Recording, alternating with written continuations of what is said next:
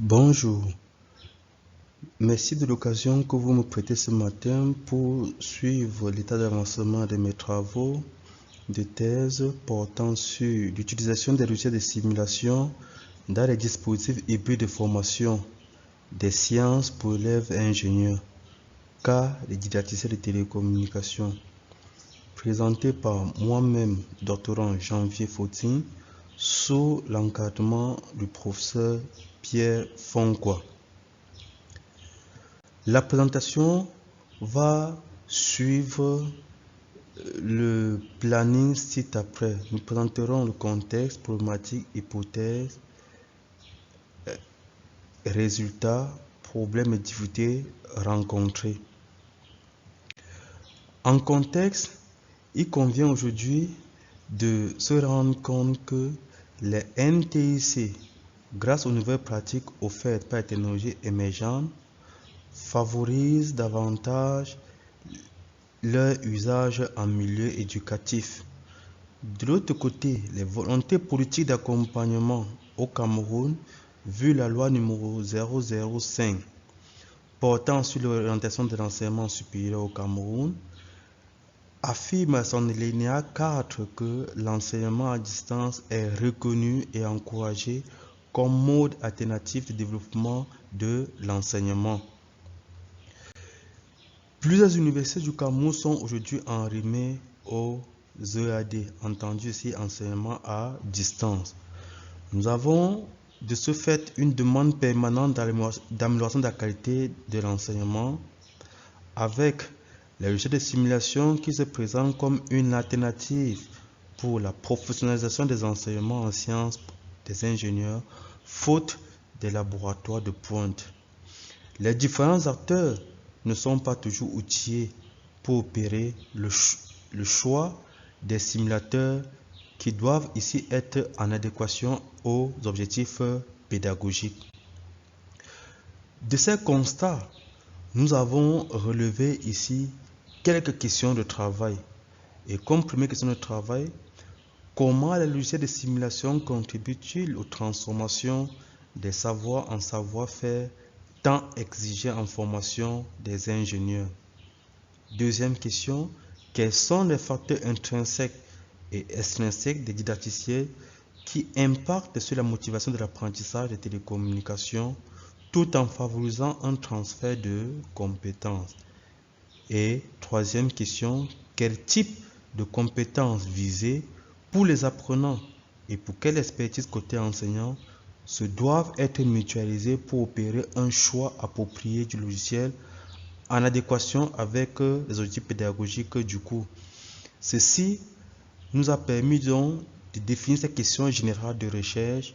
Quels sont les critères de choix des logiciels de simulation pour une formation efficace des élèves ingénieurs?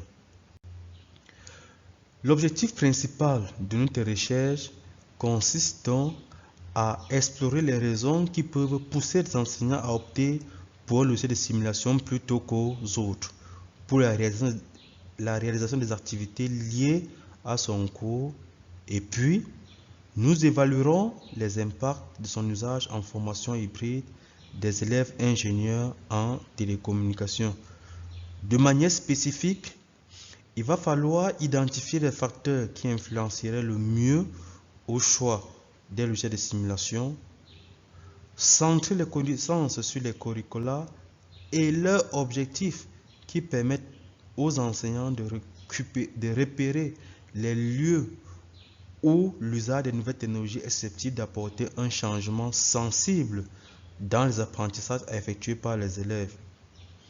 Identifier les compétences à concevoir des situations problèmes d'un type nouveau qui donne sens à l'usage des nouvelles technologies et circonscrire les conditions nécessaires pour la réalisation des télé-TP. Recenser aussi les savoirs et savoir-faire nécessaires côté enseignant-apprenant qui aideraient à une formation efficiente des sciences de l'ingénieur. Comme hypothèse principale de notre recherche, nous croyons que les choix judicieux des logiciels de simulation pour l'enseignement des télécommunications dans les écoles des ingénieurs moyennant une prise en compte des facteurs intrinsèques et extrinsèques, impacte positivement sur la transformation des savoirs en savoir-faire, aussi bien qu'on soit dans un environnement de formation hybride. Et comme hypothèse secondaire de recherche, nous en avons 4. La première hypothèse, l'expertise de la discipline enseignée et l'expertise pédagogique de l'enseignement concourent au choix judicieux des logiciels de simulation appropriés pour une formation efficace des élèves ingénieurs. Et comme hypothèse 2, un choix réussi du logiciel et une définition des activités en adéquation avec le contenu du cours contribue efficacement à la transformation des savoirs en savoir-faire tant exigé en formation des élèves ingénieurs. Et hypothèse 3, les logiciels de simulation à connotation didactique impactent positivement sur le transfert des compétences des élèves ingénieurs en formation présentielle ou à distance. Et dernière hypothèse, hypothèse 4, les facteurs financiers qui incitent à investir dans l'éducation ne favorisent pas une formation efficiente des élèves ingénieurs. Alors, pour opérationnaliser déjà pour la définition des variables dépendantes et indépendantes, nous avons illustré ici le cas de l'hypothèse 1 qui a comme variable dépendante l'expertise de l'enseignant. Et comme variable indépendante, nous avons identifié le respect des consignes pédagogiques, la qualité des activités pédagogiques, le didacticien d'enseignement, les logiciels appropriés pour la discipline enseignée, la structure de support pédagogique, la qualité des interactions, la pédagogie évolutive ici, vue sous l'angle d'innovation pédagogique. Pour opérationnaliser ces variables, nous avons toujours pour le cas de l'hypothèse 1, voulu explorer cette question. Quel type de travaux enseignés, quel type de travaux les enseignants demandent aux apprenants? Donc, c'est une sous-question qui dérive de l'hypothèse 1. Pour cela, nous avons repéré ces variables-ci en accord avec les variables précédentes, variables indépendantes précédentes. Déjà, type d'activité pédagogique, nous retenons comme indicateur dans l'évaluation de la fiche de présentation des activités de l'enseignant. Et comme modalité, nous avons l'affirmation ou l'infirmation si, oui ou non, l'enseignant prend en compte les consignes au niveau de la définition de ces activités. Les activités demandées à faire aux apprenants sont de type, on veut ici identifier les types d'activités proposées par l'enseignant. Est-ce les exercices d'application, les exercices d'auto-évaluation, une activité globale? La question aussi est aussi ouverte, permet de donner si d'éventuelles questions ou sont proposées par l'enseignant que nous n'avons pas pu prendre en compte ici. On peut donc, le testeur peut donc répondre, préciser cet autre enseignement. Donc, nous avons comme ça voulu opérationnaliser notre hypothèse 1. Comme cadre théorique, nous avons mobilisé plusieurs modèles. Nous avons le modèle établi en 2006 par Charlier. Nous avons l'échelle Lottie. Nous avons le modèle systémique de l'innovation développé par Depovet et Strebel.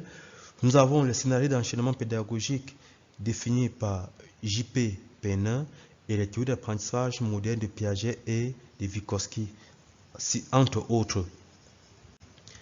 Alors, comme méthodologie générale adoptée ou arrêtée pour ces travaux, nous avons ici notre contexte d'étude qui nécessite la prise en compte d'un côté l'activité, les acteurs du système éducatif, les supports pédagogiques, C'est tous ces éléments qui permettent de mettre en place les dispositifs de formation.